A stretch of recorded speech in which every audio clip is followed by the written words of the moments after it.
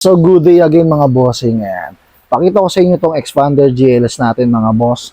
Let's go. So ayun no mga boss. Ito nga pala expander GLS natin mga boss. Tignan nyo yung harap mga bossing. Mapapansin natin ang modern dynamic shield design ng Mitsubishi, no? Naka LED headlight na rin.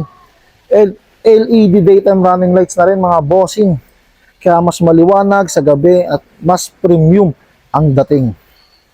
Ang engine nito mga bossing, 1.5 liter Maybach gasoline, no?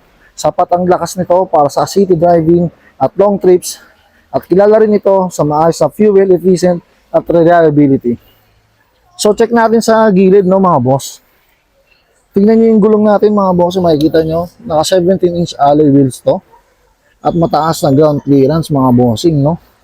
Malaking tulong ito sa mga lubak, baha at kaya bagay dito sa road condition sa mga Pilipinas, no mga boss. Check natin yung looban, no mga boss.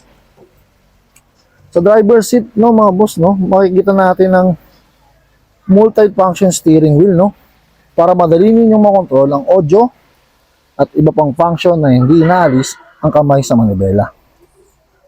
May touch screen infotainment system din na compatible sa Apple CarPlay at Android Auto. Kaya madali kayong makakapag-connect sa inyong smartphone, no?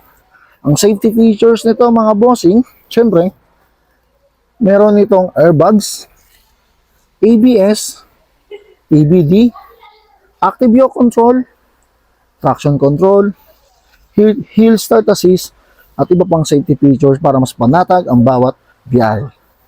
Dito tayo sa third row mga boss, no?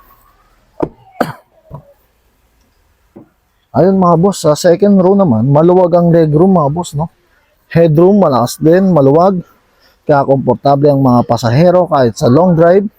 Meron din siyang rear air condition vent din para mas malamig ang biyahe pag nasa likod ka, no? So, check natin yung likod natin mga boss.